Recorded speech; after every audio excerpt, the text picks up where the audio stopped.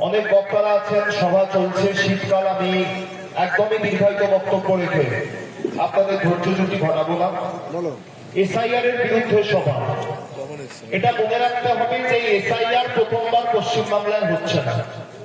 শেষবার 2002 সালে বাংলায় এসআইআর হয়েছিল এবং তারপর 2004 সালে লোকসভা নির্বাচন সম্পন্ন হয়।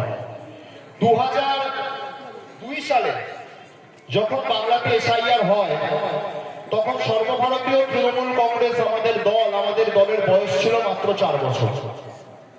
সেই সময় তৃণমূল কংগ্রেস এসআইআর এর বিরোধিতা করেনি, কিন্তু এবার 2025-এ যে প্রক্রিয়া এসআইআর হচ্ছে, স্পেশাল ইন্টেনসিভ রিভিশন হচ্ছে, আমরা সেই প্রক্রিয়ার বিরোধিতা করছি।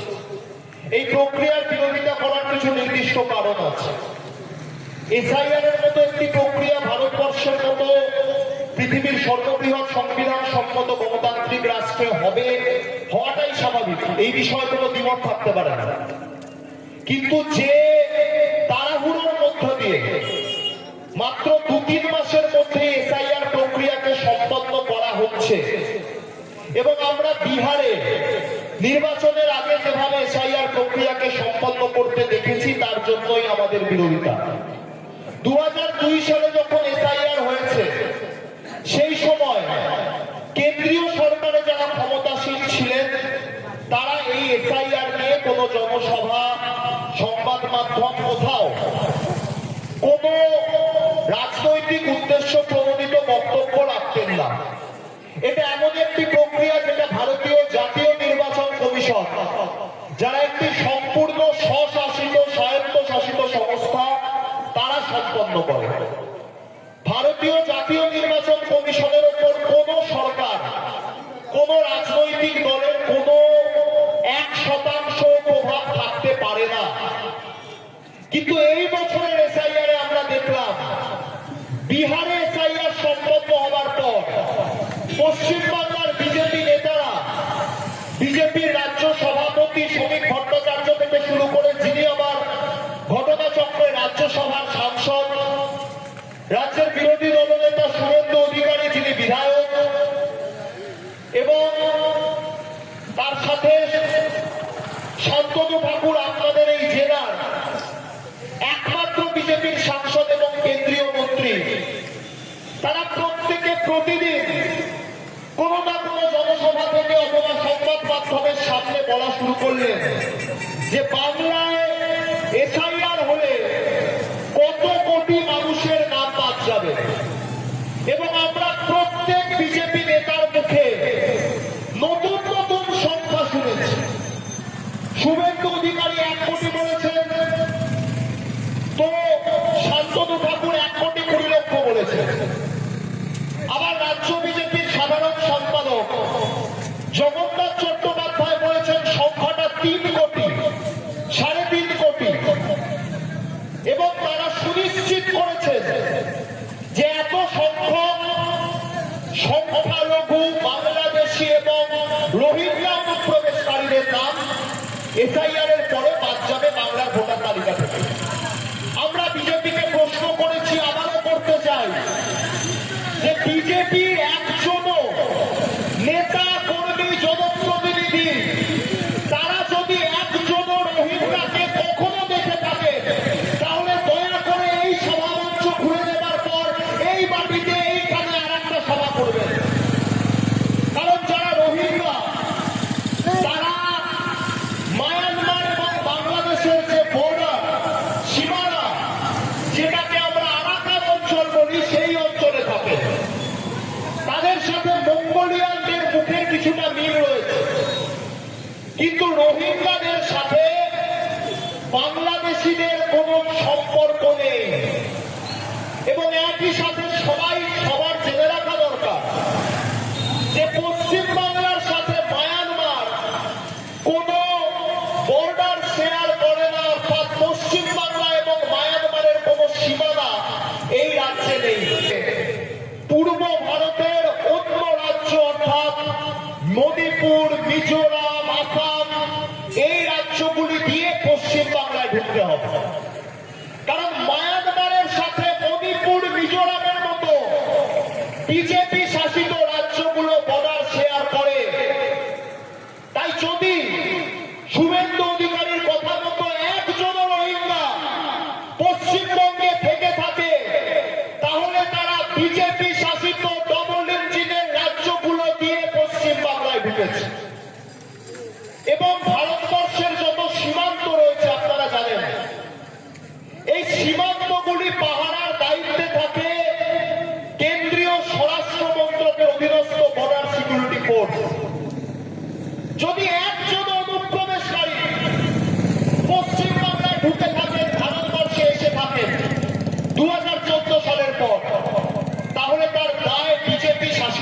কেন্দ্রীয় সরকারকে নিতে হবে।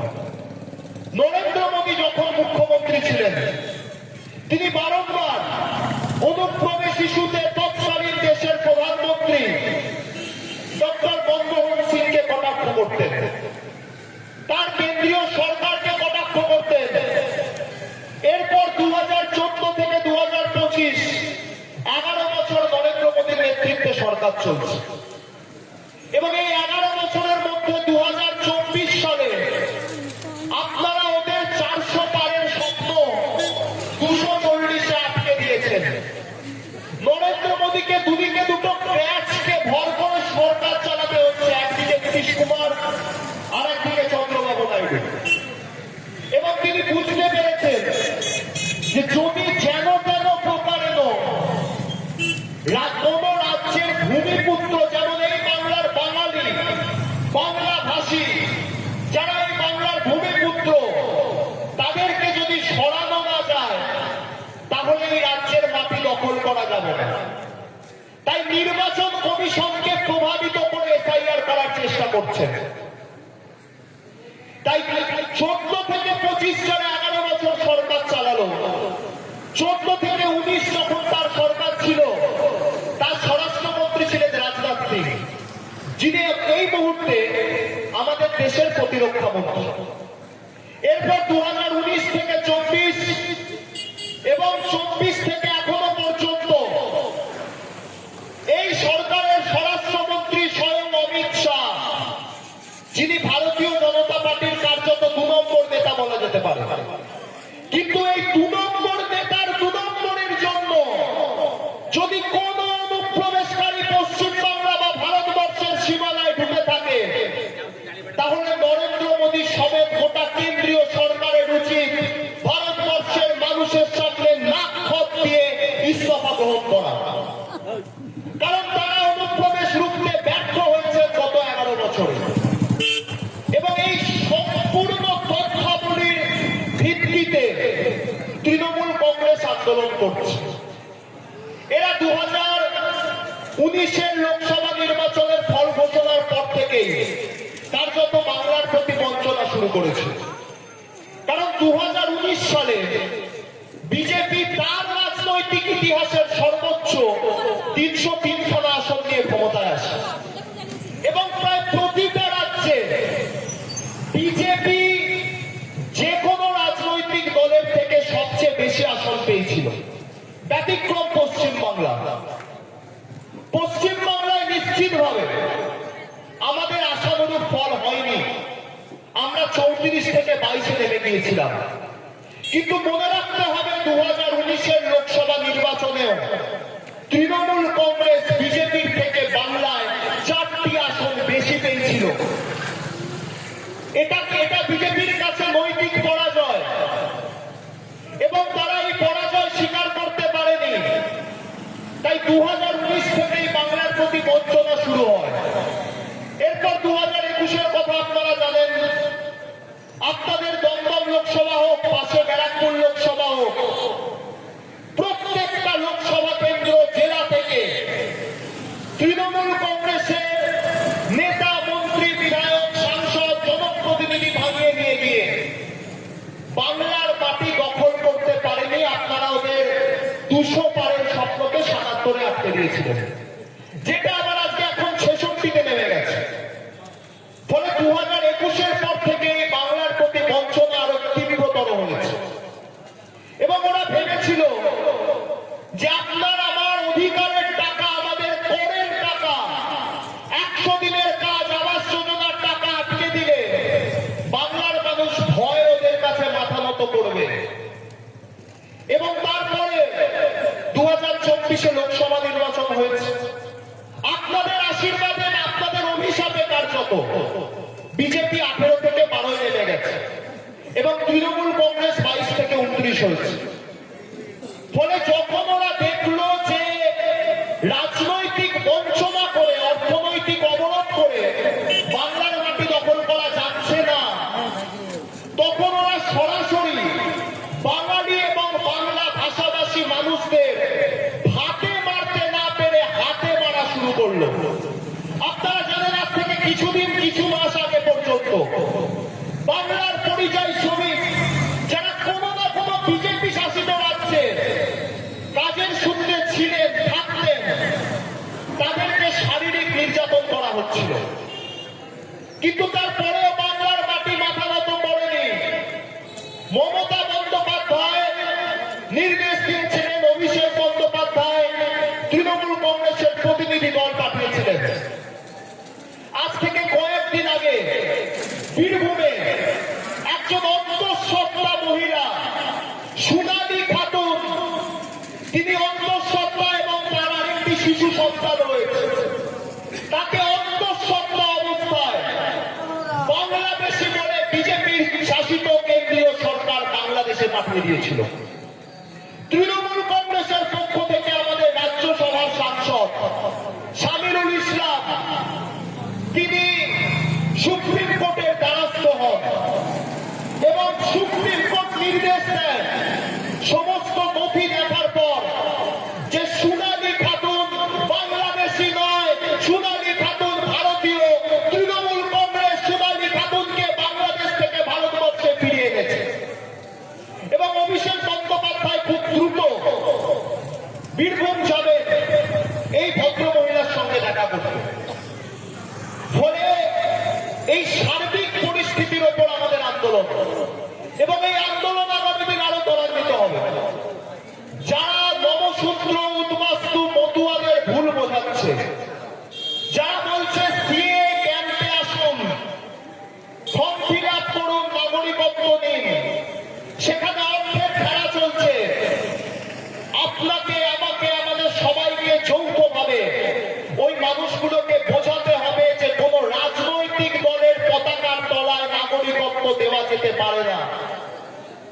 আপনারা যেখানে সিএ ক্যাম্প দেখবেন, বিজেপির পতাকা লাগানো সিএ ক্যাম্প, আমি আপনাদের অনুরোধ করব দয়া করে প্রশাসনের দ্বারস্থ হন এবং প্রশাসনকে সাথে করে নিয়ে গিয়ে প্রশাসনকে বলুন, তাদের অনুরোধ করুন যে ওই ক্যাম্পগুলো যেন প্রশাসন ভেঙে ঘুরিয়ে দেয়।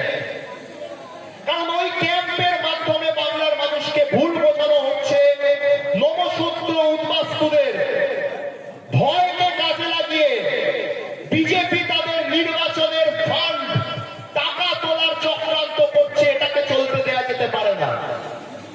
এসআইআর যদি ভদ্রভাবে হয়, সঠিক নিয়ম কানুন মেনে হয়, তাহলে আমাদের কোনো বিরোধিতা নেই।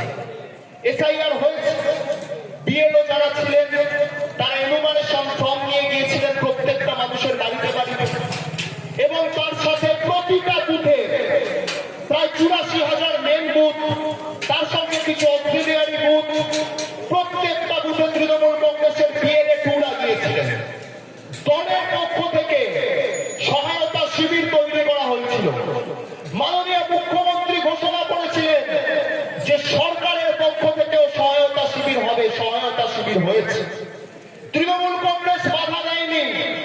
শাসক দল হিসাবে, রাজ্য সরকার হিসাবে কোনোভাবেই রাজনৈতিক, সাংগঠনিক, প্রশাসনিক কোনোভাবে তৃণমূল কংগ্রেস এসআইআর প্রক্রিয়ায় বাধা দান করেনি। কিন্তু এইটুকু মনে রাখবেন, এসআইআর মানে স্যার। স্যার বাংলাতে এসেছেন, বাংলাতে স্যার তার প্রভাব বিস্তার করছেন, তিনি বাংলা থেকে চলে যাবেন। স্যার এসেছেন, চলে যাবেন। বাংলায় ম্যাডাম কিন্তু চিরন্তন থাকবেন। বাংলা থেকে ম্যাডামকে সরানো যাবে না। ম্যাডাম যতদিন আছেন বাংলার মাটি বিজেপি দখল করতে পারবে না। ফলে সঠিক তথ্য মানুষের কাছে তুলে ধরে এই আন্দোলন যদি আগামী দিন আরো ত্বরান্বিত হয়, আমাদের দলের সর্বভারতীয় সাধারণ সম্পাদক অভিষেক বন্দ্যোপাধ্যায় বলেছেন, যেটা সমাধি বলছিল, যে বিগত দিনে যেমন আমরা আমাদের সহনাগরিকদের অধিকার সুরক্ষিত করার জন্য দিল্লিতে আন্দোলন সংগঠিত করেছিলাম, খসড়া তালিকা বেরিয়েছে, 1 কোটির জায়গায় 58 লাখ মানুষের নাম বাদ গেছে এবং যার মধ্যে বেশিরভাগ, দায়িত্ব সহকারে বলছি, বেশিরভাগ বাংলাদেশ থেকে আসা হিন্দু সম্প্রদায়ের মানুষ। বিজেপি তাদের মুসলিম, রোহিঙ্গা অনুপ্রবেশকারীর তত্ত্ব প্রমাণ করতে পারেনি খসড়া তালিকায়।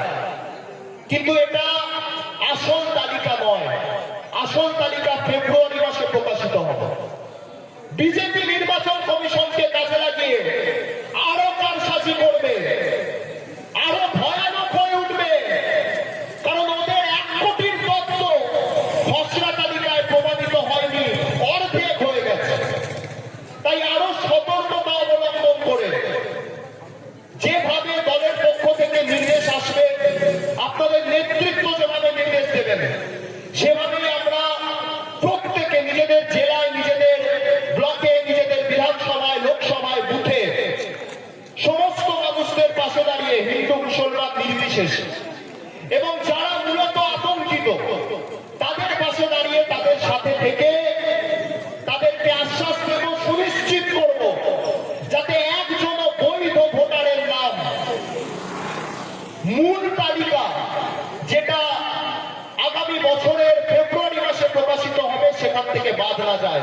আর যদি বাদ যায়, একজনেরও নাম যদি বাদ যায়, বাংলায় 7.5 কোটি ভোটার প্রায়, তার মধ্যে যদি একজনও বৈধ ভোটারের নাম বাদ যায়, বিজেপি যে ভাষায় আন্দোলন বোঝে, তৃণমূল কংগ্রেস দিল্লিতে গিয়ে প্রয়োজন করলে প্রধানমন্ত্রীর বাসভবন ঘেরাও করে সেই আন্দোলন সংগঠিত করবে, এবং আমরা আন্দোলন আগামী দিন আরো ত্বরান্বিত করব। সবাই খুব ভালো থাকুন, সুস্থ থাকুন, সুন্দর থাকুন। জয় হিন্দ, বন্দে মাতরম।